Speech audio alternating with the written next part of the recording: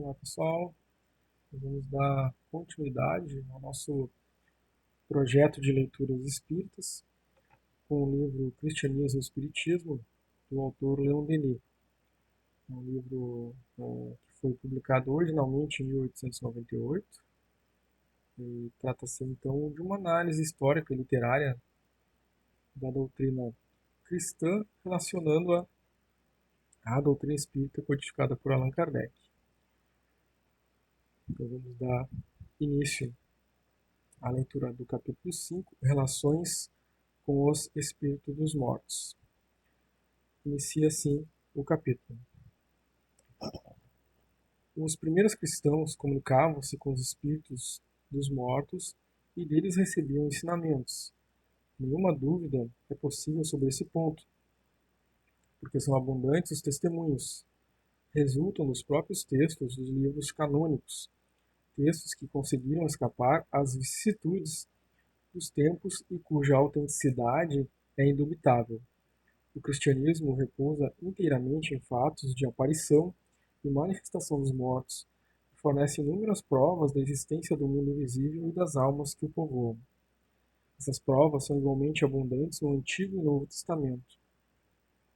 Num como no outro, encontram-se aparições de anjos, dos espíritos dos justos, avisos e revelações feitos pelas almas dos mortos, o dom da profecia e o dom de curar.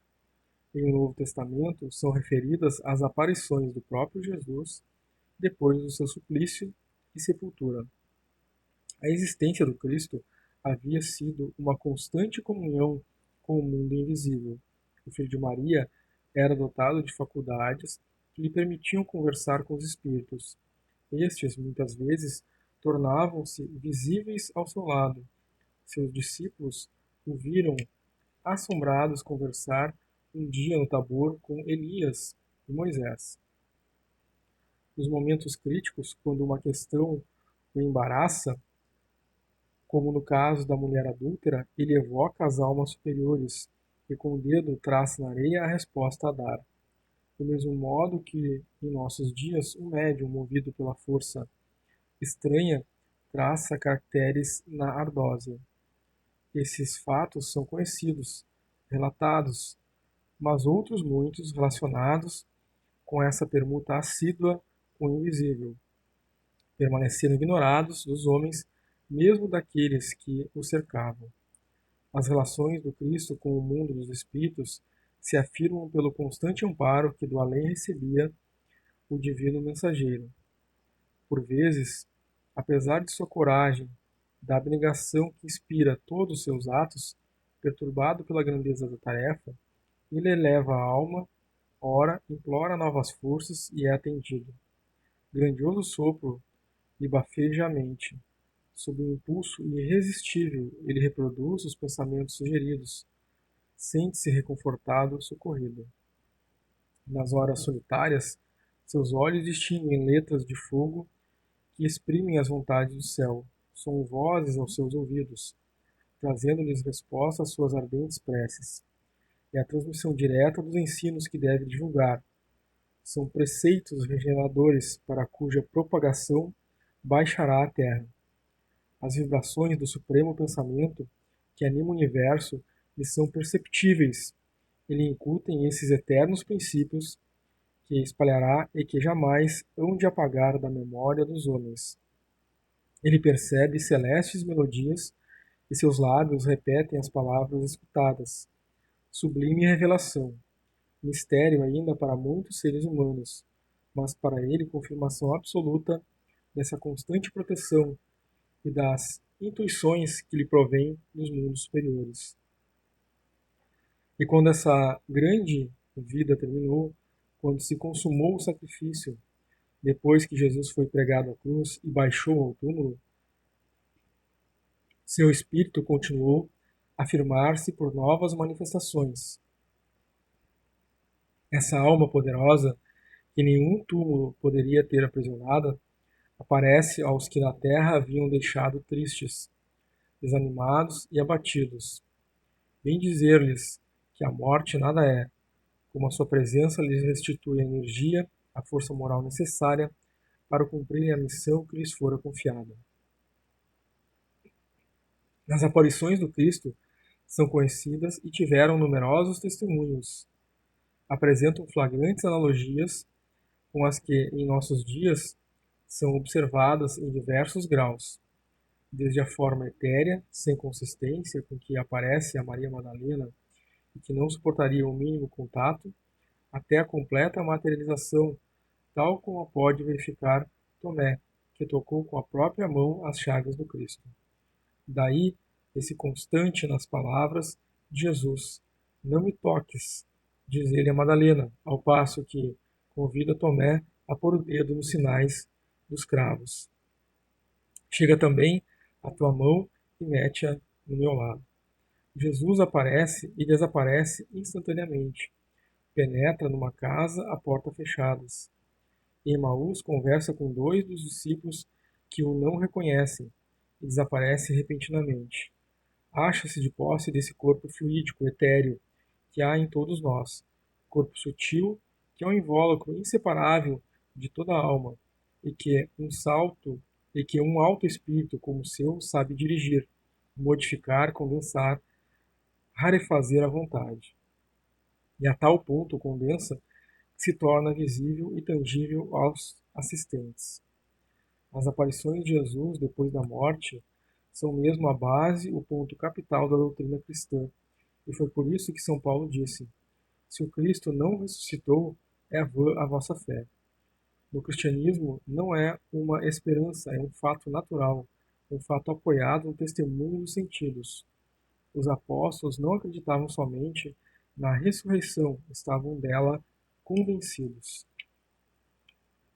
E é por essa razão que a sua prática adquiria aquele tom veemente e penetrante, que incutia uma convicção robusta. Com o suplício de Jesus, o cristianismo era ferido em pleno coração. Os discípulos, consternados, estavam prestes a se dispersarem. O Cristo, porém, lhes apareceu e a sua fé se tornou tão profunda que, para a confessar, arrostaram todos os suplícios. As aparições do Cristo depois da morte asseguraram a persistência da ideia cristã, oferecendo-lhes como base todo um conjunto de fatos.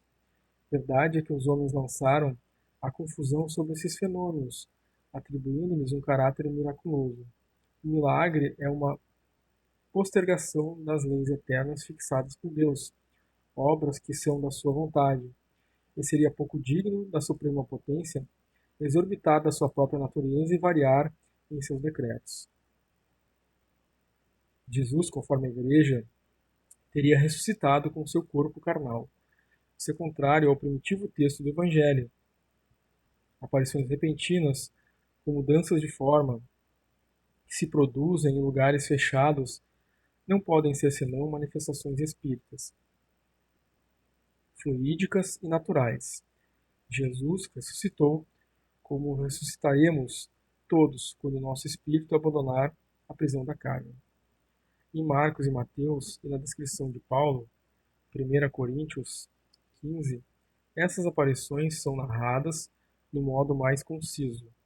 Segundo Paulo, o corpo do Cristo é incorruptível, não tem carne nem sangue.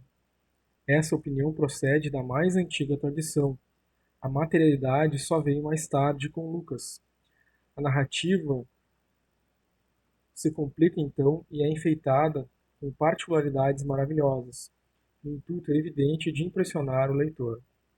Esse modo de ver, como em geral, toda a teoria do milagre, resulta de uma falsa interpretação das leis do universo. O mesmo sucede com a ideia do sobrenatural, que corresponde a uma concepção deficiente da ordem do mundo e das normas da vida. Na realidade, nada existe fora da natureza, que é a obra divina em sua majestosíssima expressão.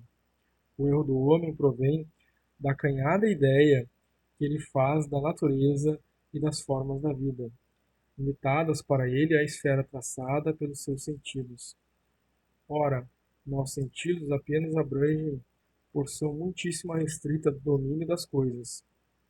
Além desses limites que eles nos impõem, A vida se desdobra sob aspectos ricos e variados, sob formas sutis, quintessenciadas, que se graduam, se multiplicam e renovam até o infinito. A esse domínio, o invisível pertence ao mundo fluídico, povoado pelos espíritos dos homens que viveram na terra e se despojaram do seu grosseiro invólucro.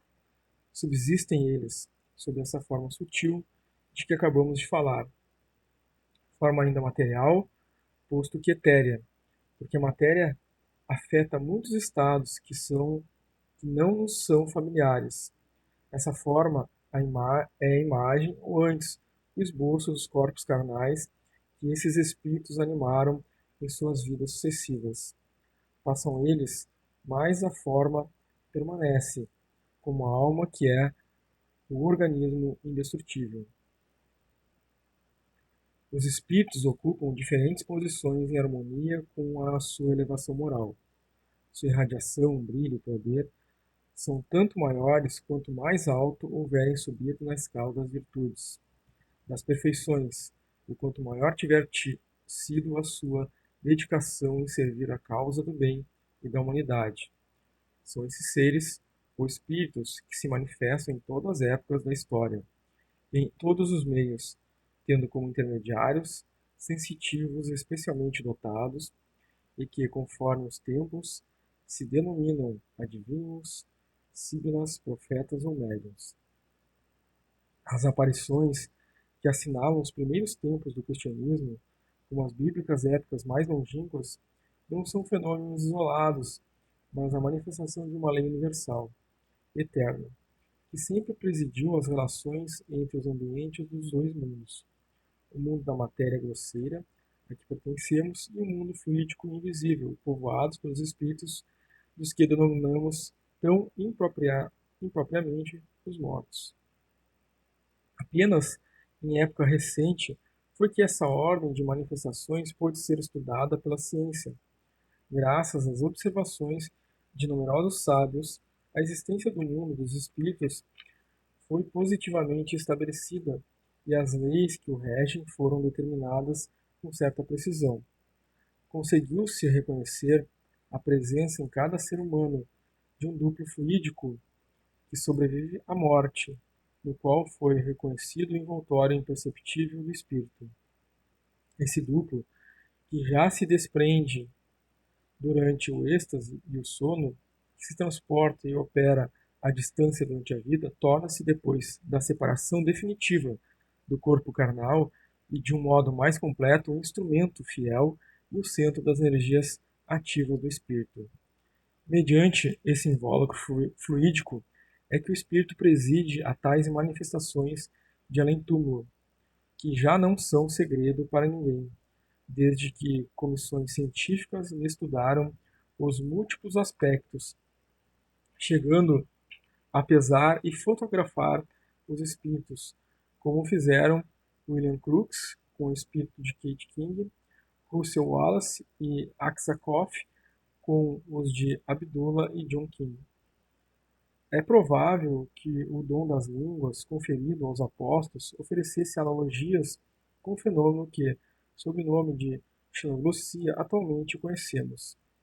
A luz órdica de Reichenbach e a matéria radiante explicam a auréola dos santos. As chamas ou línguas de fogo que aparecem no dia de Pentecostes reproduzem hoje em dia os fatos comunicados ao Congresso Espiritualista de 1900 pelo Dr. Bayol, senador pelo Distrito das Bocas de Rodano. E, finalmente, as visões dos mártires são fenômenos da mesma ordem que em nosso tempo observados no momento da morte de certas pessoas. Assim também, o desaparecimento do corpo de Jesus do sepulcro em que fora depositado pode explicar-se pela desagregação da matéria, observada há alguns anos em sessões de experimentação psíquica. Durante muito tempo, não viram nisso os homens senão fatos miraculosos provocados pelo próprio Deus ou por seus anjos, opinião cuidadosamente alimentada pelos padres, a fim de impressionar a imaginação das massas e torná-las mais submissas ao seu poder. Nas Escrituras encontramos frequentemente exemplos de erros de que foram objeto esses fenômenos.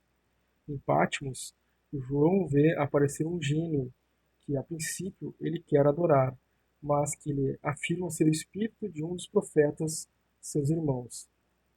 Neste caso, foi dissipado o erro.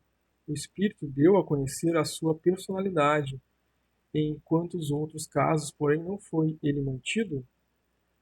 É o mesmo que se dá com a intervenção tão frequente dos anjos da Bíblia. É preciso nos pormos em guarda contra as tendências dos judeus e dos cristãos, no sentido de atribuir a Deus e aos seus anjos fenômenos produzidos pelos espíritos dos mortos, e a cujo respeito competia à nossa época fazer a luz, restabelecendo-os em sua verdadeira categoria. Na época de Jesus, a crença na imortalidade estava enfraquecida. Os judeus achavam-se divididos a respeito da vida futura. Os céticos saduceus aumentavam em número e influência. Ver Jesus torna mais amplas as vias de comunicação entre o mundo terrestre e o mundo espiritual. Aproxima a tal ponto os invisíveis dos humanos, que eles se podem novamente corresponder. Com mão possante levanta o véu da morte e surgem visões do âmago da sombra. No meio do silêncio, fazem-se ouvir vozes, e essas visões e essas vozes vêm afirmar ao homem a imortalidade da vida. O cristianismo primitivo afeta, pois, esse caráter particular de ter aproximado as duas humanidades, terrestre e celeste. Tornou mais intensas as relações entre o mundo visível e o mundo invisível. Efetivamente, em cada grupo espírita, as pessoas se entregavam a evocações. Havia médiuns, falantes, inspirados de efeitos físicos, como está escrito no capítulo 12 da primeira epístola de São Paulo aos Coríntios. Então, como hoje certos sensitivos possuem o dom da profecia e o dom de curar, o de expelir os maus espíritos, na epístola citada, São Paulo fala também do corpo espiritual imponderável e incorruptível. O homem é colocado na terra como um corpo animal e ressuscitará como um corpo espiritual, do mesmo modo que há um corpo animal, há um corpo espiritual. 1 Coríntios, capítulo 15, versículo 44. Fora um fenômeno espírita a aparição de Jesus no caminho de Damasco, o que havia feito de São Paulo um cristão. Paulo não conhecera o Cristo e, no momento dessa visão, que decidiu do seu destino, bem longe estava de achar-se preparado para a sua ulterior tarefa, respirando sempre ameaças de morte contra os discípulos do Senhor. Munido contra eles de ordens de prisão, seguira para Damasco a fim de os perseguir. Nesse caso, não cabe invocar, como a respeito dos apóstolos se poderia fazer, um fenômeno de alucinação provocado pela constante recordação do Mestre. Essa visão, ademais, não foi isolada em todo o subsequente curso de sua vida. Paulo entrevê assíduas relações com o invisível, particularmente com Cristo, de quem recebia as instruções indispensáveis à sua missão. Ele mesmo declara que aure inspirações nos colóquios secretos com o Filho de Maria. São Paulo não foi apenas assistido por espíritos de luz, de que se fazia o porta-voz e o intérprete. Espíritos inferiores, por vezes, o atormentavam, e era-lhe necessário resistir às suas influências. É assim que, em todos os meios para a educação do homem e desenvolvimento da sua razão, a luz e a sombra, a verdade e o erro se misturam. O mesmo se dá no domínio do moderno espiritualismo, em que se encontram todas as ordens de manifestações, desde as comunicações do mais elevado caráter até as mais grosseiras, os mais grosseiros fenômenos produzidos por espíritos atrasados. Mas esses também têm a sua utilidade do ponto de vista dos elementos de observação de casos de identidade que fornecem a ciência. São Paulo conhecia essas coisas. Lecionado pela experiência, ele advertia os profetas, seus irmãos, a fim de se conservarem em guarda contra tais ciladas. E acrescentava, em consequência, os espíritos dos profetas estão sujeitos aos profetas. 1 Coríntios, capítulo 14, versículo 32. Isto é preciso não aceitar cegamente as instruções dos espíritos, mas submetê-las ao exame da razão. No mesmo sentido, dizia São João: Caríssimos, não creais a todo o espírito, mas provai se os espíritos são de Deus. Primeira Epístola, capítulo 4, versículo 1. Os Atos dos Apóstolos fornecem numerosas indicações acerca das relações dos discípulos de Jesus com o mundo invisível. Aí se vê como, observando as instruções dos Espíritos, os apóstolos adquirem maior amplitude de visão das coisas. Chegaram a não fazer mais distinções entre as carnes, a suprimir a barreira que separava dos gentios os judeus, a substituir as circunstâncias pelo batismo. Substituir a circuncisão pelo batismo. As comunicações dos cristãos com os espíritos dos mortos eram tão frequentes nos primeiros séculos que instruções positivas circulavam entre eles a esse respeito. Hermas, discípulo dos apóstolos, o mesmo que São Paulo manda saudar a sua parte em sua epístola aos Romanos, capítulo 16, versículo 14, indica em seu livro do Pastor os meios de distinguir os bons dos maus espíritos. Nas linhas seguintes, escritas há 1800 anos, julgar-se-ia ter a descrição fiel das sessões de evocações, tais como em muitos centros se praticam em nossos dias. O espírito que vem da parte de Deus é pacífico e humilde, afasta-se de toda malícia e de todo vão desejo deste mundo e paira acima de todos os homens. Não se responde a todos os que interrogam, nem às pessoas em particular, porque o Espírito que vem de Deus não fala ao homem quando o homem quer, mas quando Deus o permite. Quando, pois, um homem que tem o Espírito de Deus vem à Assembleia dos Fiéis, desde que se fez a prece, o Espírito toma lugar nesse homem, que fala na Assembleia como Deus o quer. É médium falante. Reconhece, ao contrário, o espírito terrestre frívolo, sem sabedoria e sem força, no que se agita, se levanta e toma o primeiro lugar. É importuno, tagarela e não profetiza sem remuneração. Um profeta de Deus não procede assim. Os espíritos manifestavam então sua presença de mil modos, quer tornando-se visíveis ou produzindo as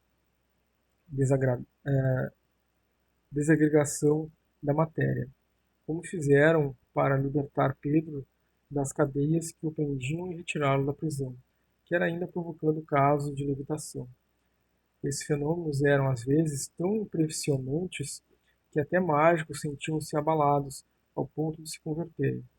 Penetrados desse espírito de caridade e abnegação que lhes transfundia o Cristo, os primeiros cristãos viviam na mais íntima solidariedade. Tudo possuíam em comum e eram queridos de todo o povo. A revelação dos Espíritos continua muito tempo além do período apostólico. Durante o século II e III, os cristãos se dirigiam diretamente às almas dos mortos para decidir pontos de doutrina. São Gregório, o traumaturgo, bispo de Neo-Cesareia, declara ter recebido de João Evangelista em uma visão o símbolo da fé, pregado por ele na sua igreja. Orígenes, esse sábio que São Jerônimo considerava o grande mestre da igreja depois dos apóstolos, fala muitas vezes em suas obras da manifestação dos mortos. Em sua controvérsia com Celso diz ele: não duvido de que Celso escarneça de mim. As zombarias, porém, não me impedirão de dizer que muitas pessoas têm abraçado o cristianismo e a seu pesar. tendo sido de tal modo seu coração repentinamente transformado por algum espírito, quer numa aparição, quer em sonho, que em lugar de aversão que nutriam pela nossa fé, adotaram-na com amor até o ponto de morrer por ela. Tomo Deus por testemunha da verdade do que digo. Ele sabe que não pretendo recomendar a doutrina de Jesus Cristo por meio de histórias fabulosas, mas com a verdade de fatos incontestáveis. O imperador Constantino era pessoalmente dotado de faculdades mediúnicas e sujeito à influência dos espíritos.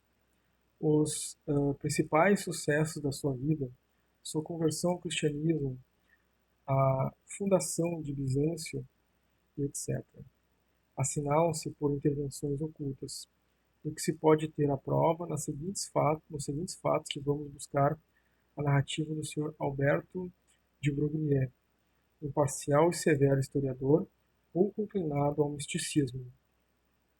Abre aspas.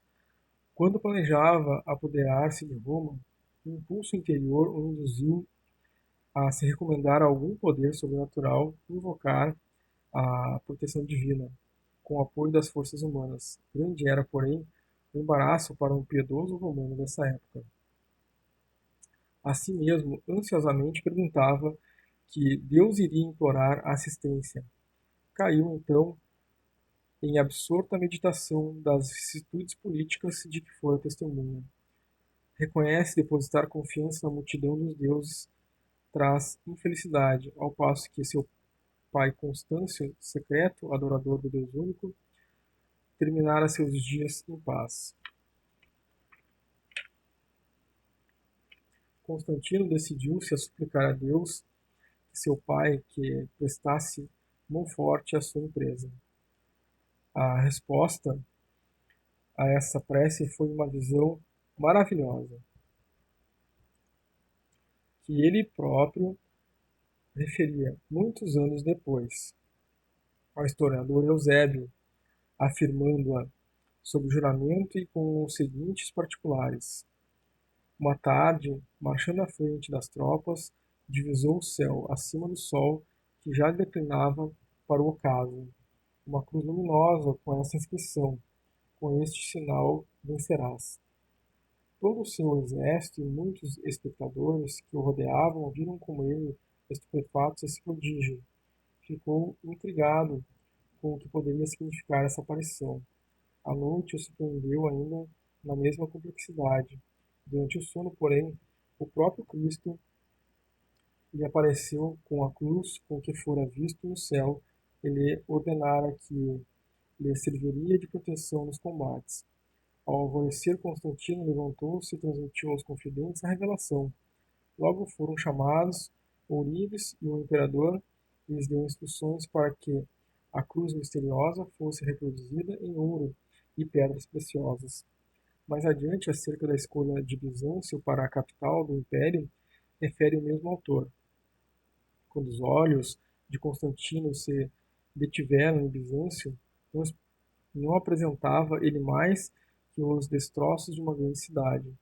Na escolha que fez, acreditava ele não estar desamparado na intervenção divina. Dizia-se que, por uma confidência miraculosa, fora informado de que em Roma não estaria em segurança o império. Relativamente a essa escolha, falava também em um sonho, etc.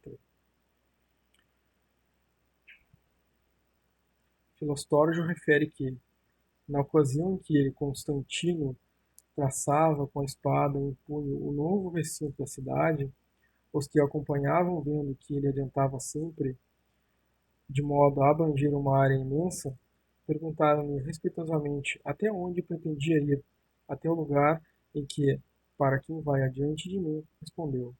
É provável que, sem o saber, padecesse Constantino a influência dos invisíveis, em tudo que devia favorecer o estabelecimento da nova religião, em detrimento, muitas vezes, do bem do Estado e dos seus próprios interesses.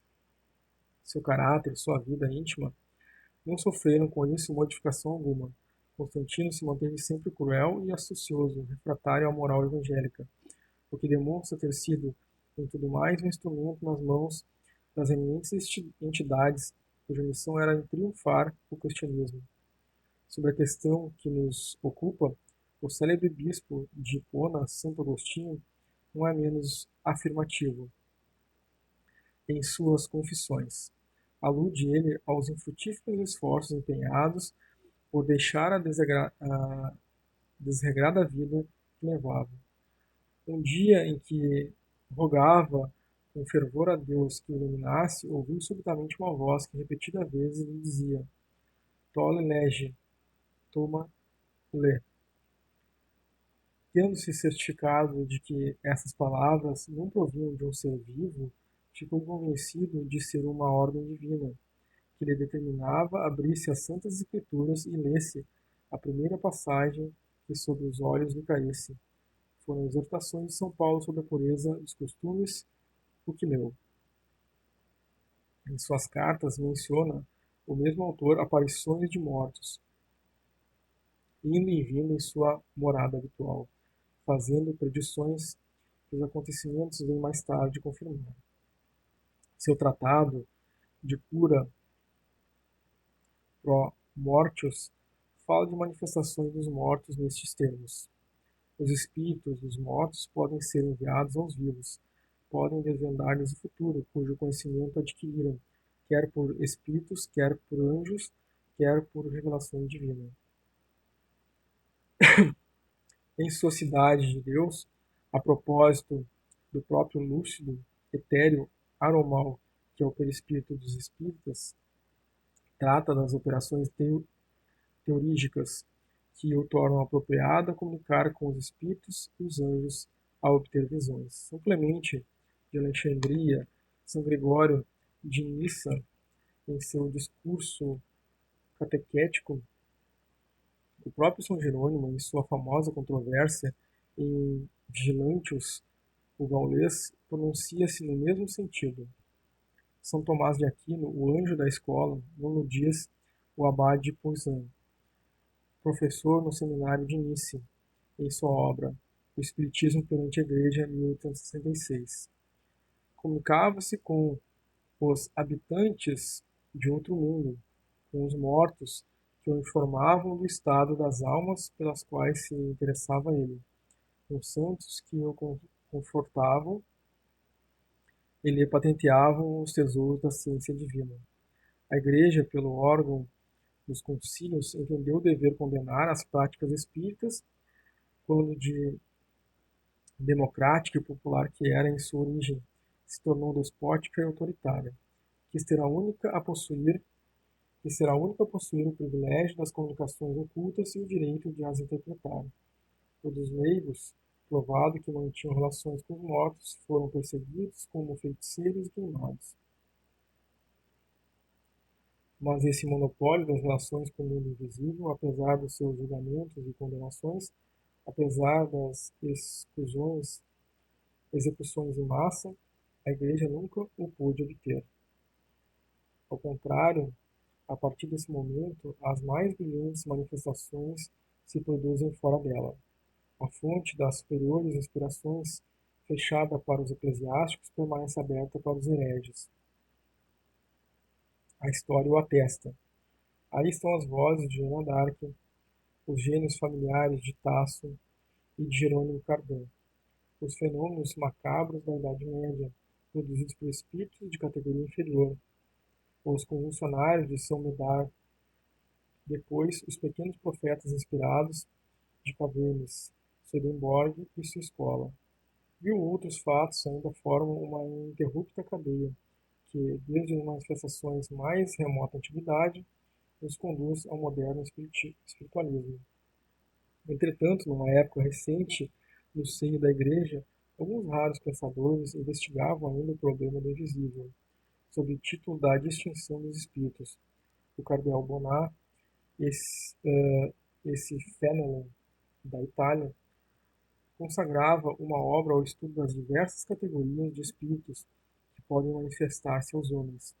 O motivo de estranheza, diz ele, é que se pudessem encontrar homens de bom senso que tenham ousado negar em absoluto as aparições e comunicações das almas com os vivos, ou atribuí-las a extravio da imaginação ou ainda a artifício dos demônios. Esse cardeal não previa as anátemas dos padres católicos contra o espiritismo. Forçoso é, portanto, reconhecê-lo os dignatários da Igreja que, do alto da sua cátedra, têm anatematizado as práticas espíritas, desnortearam completamente. Não compreendem que as manifestações das almas são uma das bases do cristianismo, que o movimento espírita é a reprodução do movimento cristão em sua origem. Não se lembram de que não se lembram de negar a comunicação com os mortos, ou mesmo atribuí-la à intervenção dos demônios. É por pôr-se em contradição com os padres da Igreja e com os próprios apóstolos. Já os sacerdotes de Jerusalém acusavam Jesus de agir sob a influência de Beelzebub. A teoria do demônio fez sua época, agora já não é admissível. A verdade é que o espiritismo se encontra hoje por toda parte, não como superstição, mas como lei fundamental da natureza. Sempre existiram relações entre homens e espíritos, com maior ou menor intensidade. Por esse meio contínua a revelação se propagou no mundo. Flui através dos tempos uma grande corrente de energia espiritual cuja fonte é o mundo invisível. Por vezes, essa corrente se oculta na penumbra. Vai se encontrar dissimulada sob a abóbada dos templos da Índia e do Egito. Nos mistérios suntuosos, nos mistérios, nos, nos misteriosos santuários da Gália e da Grécia. Só nos iniciados e dos sábios é conhecida, mas também às vezes em épocas determinadas pela vontade de Deus, surge dos lugares ocultos, reaparece em pleno dia, à vista de todos, e vem oferecer à humanidade esses tesouros, essas magnificências esquecidas, que a vem embelezar, enriquecer e regenerar.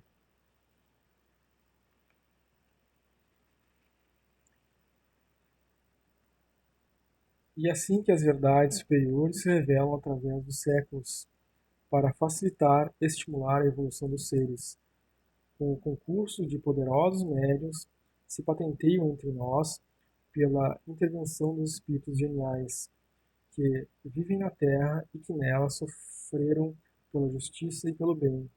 Esses espíritos de escola foram restituídos à vida do espaço, mas não cessam de velar pela humanidade e com ela corresponder-se.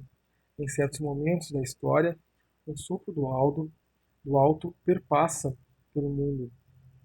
As brumas que envolviam o pensamento humano se dissipam, as superstições, as dúvidas, as quimeras se desvanecem, as grandes leis do destino se revelam e a verdade reaparece. Felizes então os que sabem reconhecer e agasalhar.